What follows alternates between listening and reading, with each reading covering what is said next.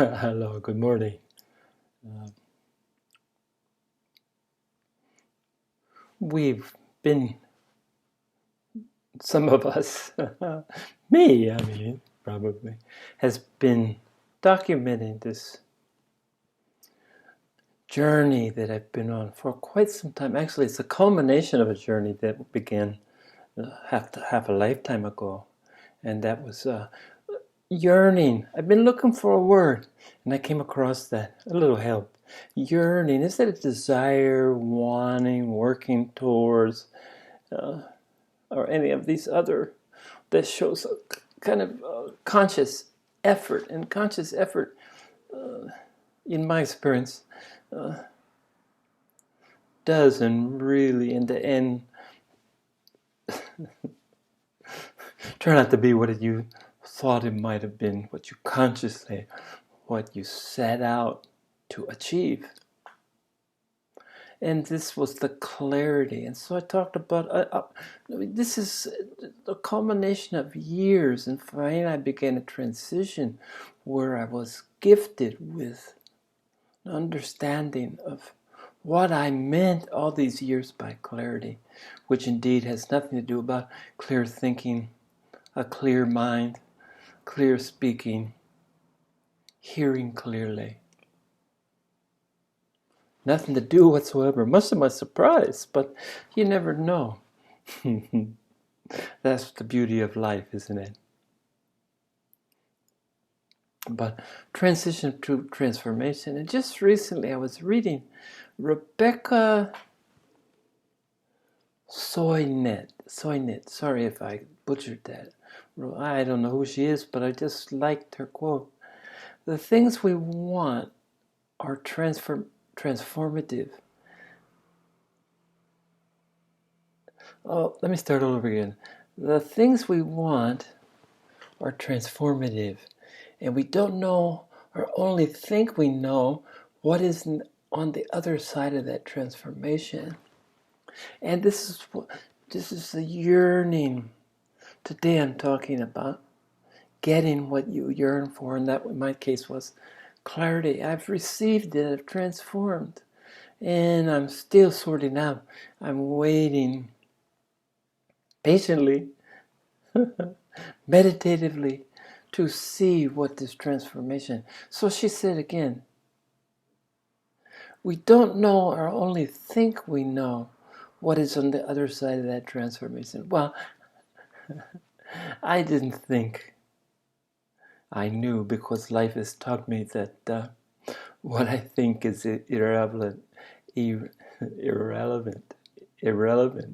Doesn't matter what I think. It's only entertainment. It's my self-entertainment. So I didn't think I knew. I just waited to see. And then she goes on. The experience you're yearning for will indeed change you significantly if you get them, even though those changes will be different from what your conscious mind thinks they'll be. But don't worry, your higher self, the eternal part of you, knows just what you need, is fully aware of the beneficial transformation that will come your way when you get what you yearn for. So, having been a recent recipient of getting what I've yearned for, I've yet to grasp how I'm different, what the differences will be of this transition, to a transformation. I'll be transformed. Transformed means changed. Be changed to something else. What it is I can only hope is a better version of myself.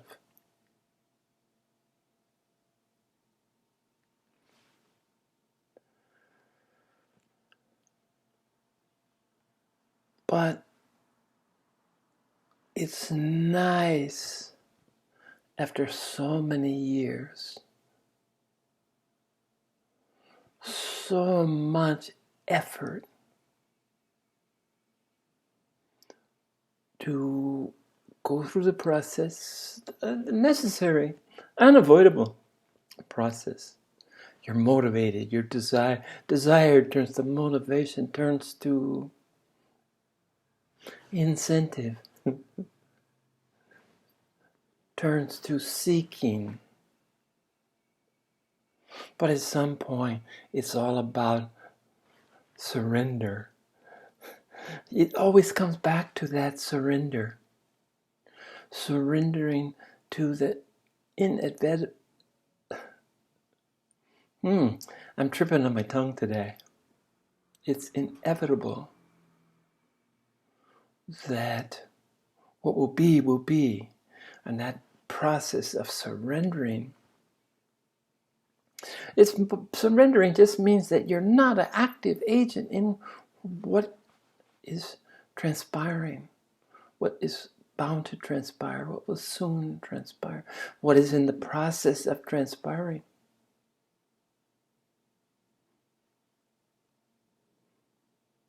You're not the active agent. You're not the reactive agent either.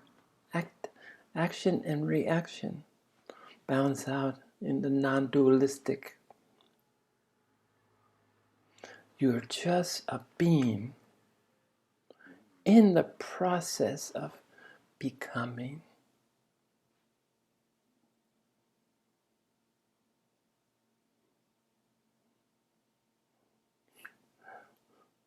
The more you learn, the more you experience, the more obvious it becomes that there's much more to learn, to experience, than even the most hyperactive imagination can conjure.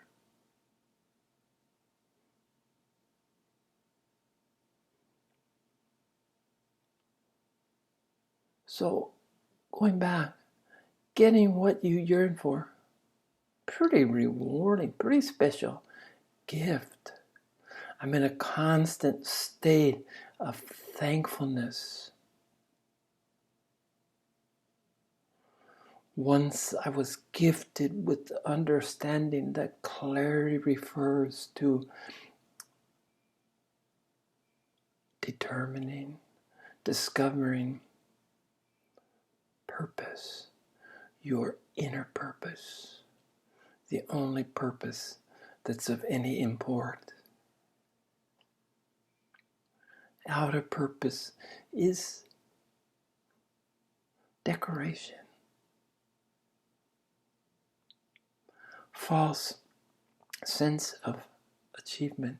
Egoic driven, in other words.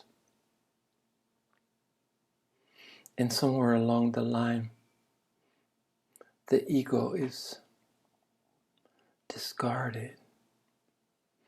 And like it or not, the monkey mind doesn't go with the ego. It comes with the package.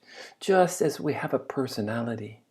No matter how far you've advanced, you retain a semblance, some sort of personality. And this is the continuity. It's this personality. And I believe it as the physical body breathes its last breath. Another transformation. I'm really not sure about the personality. It may go somewhere. It may go somewhere and come back. I don't know. I really don't know. I really care if this is part of the reincarnation package. Because we start talking about, does the soul have a personality? Well, our reflection of the soul, our part of the soul, perhaps does. But all I know is that personality persists. hopefully, it's a better version post abiding awakening. I'm hoping, I'm always hopeful, it's a better version than the pre-abiding awakening. The personality remains, but you've eliminated all the limiting factors of personality. And something makes us who we are. Something remains as recognizable. You know, part of the misconception, I've mentioned before that after my abiding awakening, I wanted to shout from the rooftops. And I had to learn in the process of maturing into my Buddhahood that that's not the best course. I counsel any who will listen to keep your own counsel. Keep it within, because number one, you don't really know. As we talked about a transformation, you don't really know the consequences. You don't really know how this is going to manifest in your daily being. And pretty much nobody believed me. Even those closest to me. Initially they believed me, but then dismissal came right at the heels of belief, the initial belief, and then to watch my behavior and say, hey, it's still Dennis. He's still Hai Yang. Because their expectations of what an awakened being is no more closer than the man in the moon. And only the awakened person can really appreciate that. Everyone else still thinks you can walk on water. Everyone else thinks that you dwell in a constant state of bliss. I've mentioned before that I take my bliss in small doses, thank you. Brief glimpses of bliss is about all that my system can handle. I can see that blissed out means out.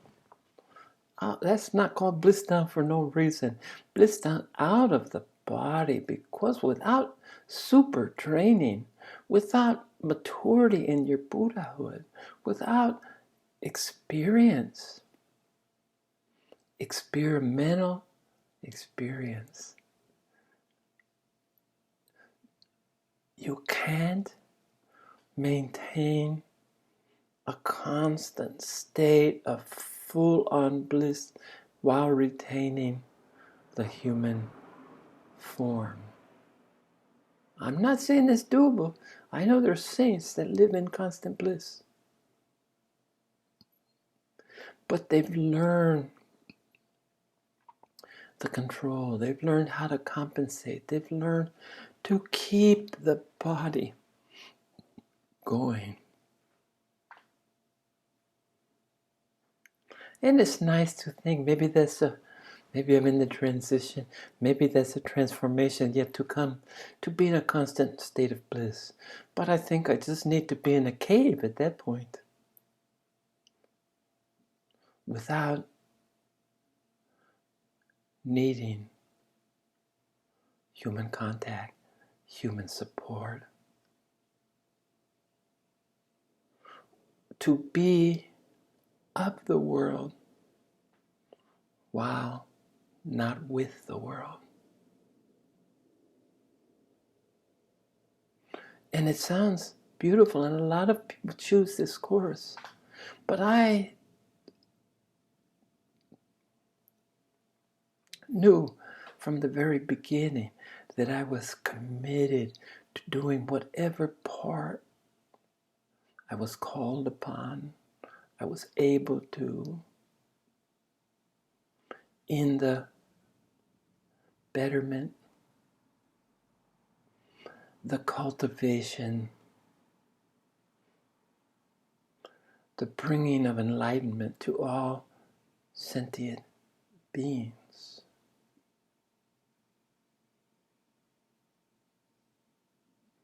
And sometimes it's interesting to consider, since we're all one, we're unified, we're all Buddhas in different stages of awareness of our Buddhahood, different stages of remembering the forgotten. And the game, the game is awesome to me. The game that we're whole in our Buddha-ness, we're reborn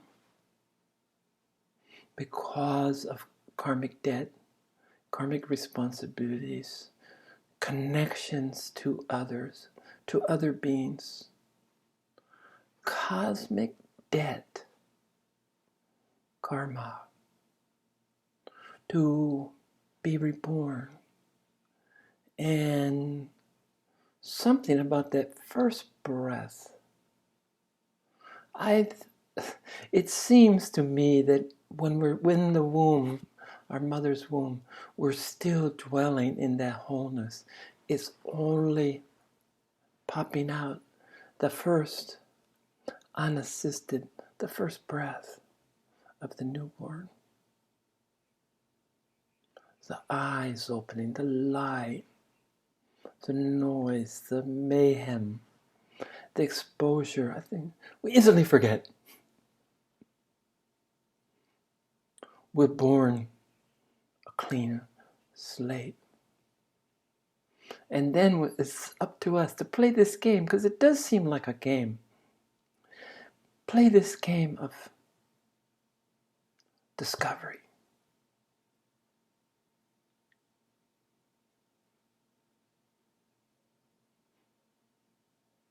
To be unencumbered, because can you imagine if we were aware, consciously aware of all the tens of thousands of lifetimes that we've gone through to even be sitting here together talking about such things? Unbelievable. We just as body can't contain without training, without understanding, can't entertain perpetual bliss. So too, our limited resources cannot contain the details of all the past lives, of all the souls that we've crossed paths with before.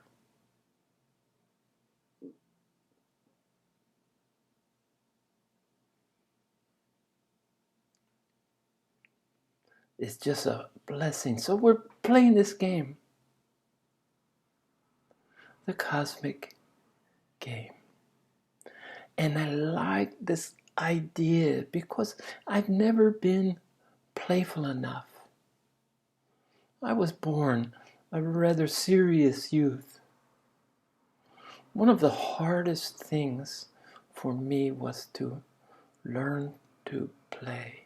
That sounds really weird, but and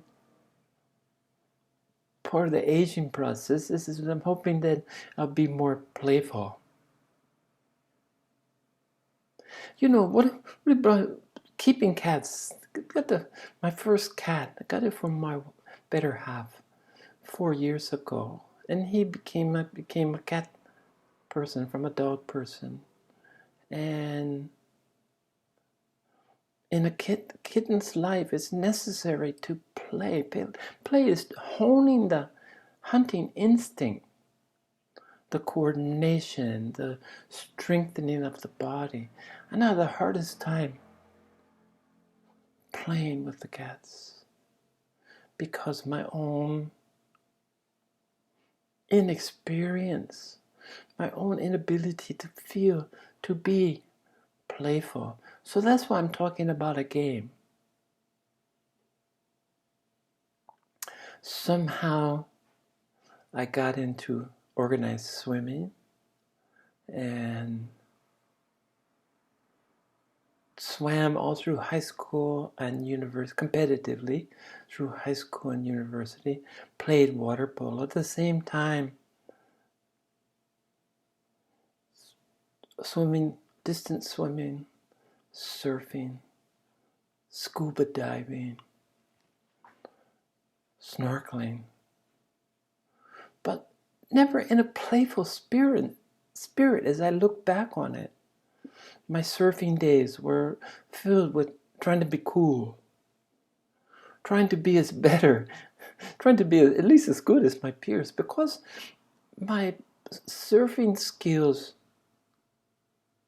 were rudimentary.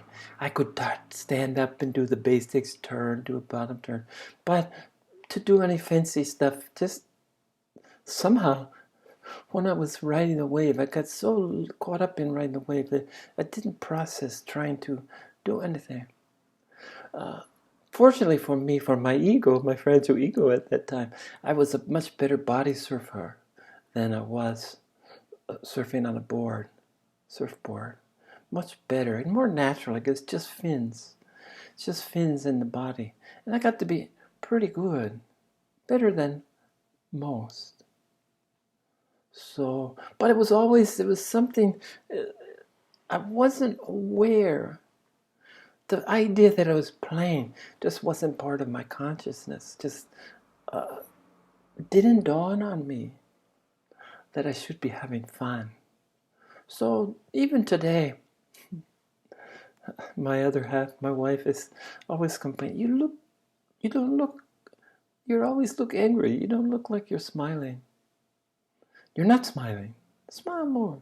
Be good for you. And again, this has to do with a kind of a not being a carefree spirit. Thinking. My students here in Taiwan would always say, "Teacher, you think too much." And I remember thinking that how is it possible to think too much? What are you doing if you're not thinking? It just didn't compute. And this is all talking about transformation, transition, getting what you yearn for. And funny that my yearning came to fruition, my yearning for understanding and being gifted with clarity came to fruition long after I had any investment, any predictions of what the transformation, what difference would it make? How would it change? I knew it changed. That's what transform means. But to fully understand the change, the nuances, the subtlety of change, it's investment in time. But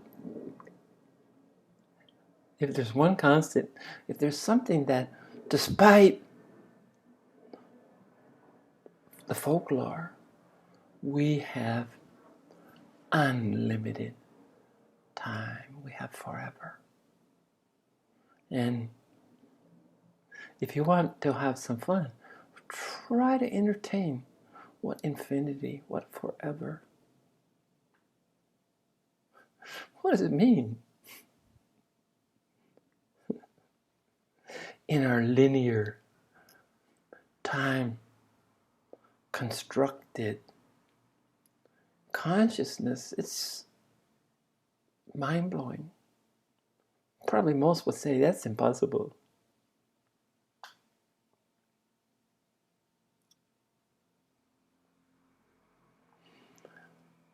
Sometimes I want to talk now a little bit about, since I've been documenting this journey to understanding and gaining this lifelong yearning of clarity, understanding, and possessing it, being it. This has been kind of definitely the biggest transition to transformation since Abiding Awakening 6 or 7 years ago. But I want to go back because it's here in my mind. It wants to come out. I want to go back about another transformative, sometimes physical. I had open heart surgery about 8 years ago. And the aortic valve was replaced because it calcified. It wasn't closing completely, so I had leakage in the aortic valve. And it was replaced with a bovine, a tissue, an organic, because I didn't want the mechanical one that I understood click, click, click, and you could hear it all the time, click, click, click. And I was concerned that it interfered with my meditation. But it's interesting because at that time I was a vegetarian, had been for 30 previous years. And the idea that I don't know exactly how the tissue or the organ is grown. I don't know if it involves, I think it's grown. I don't know if it involves actually killing an animal. But I remember being conflicted by that. Because you have some time to choose before the surgery, you have some time to choose. And one of my students, my precious student, said to me, "Teacher, for 30 years you didn't eat them." And think of it as they're honoring you, they're gifting you with this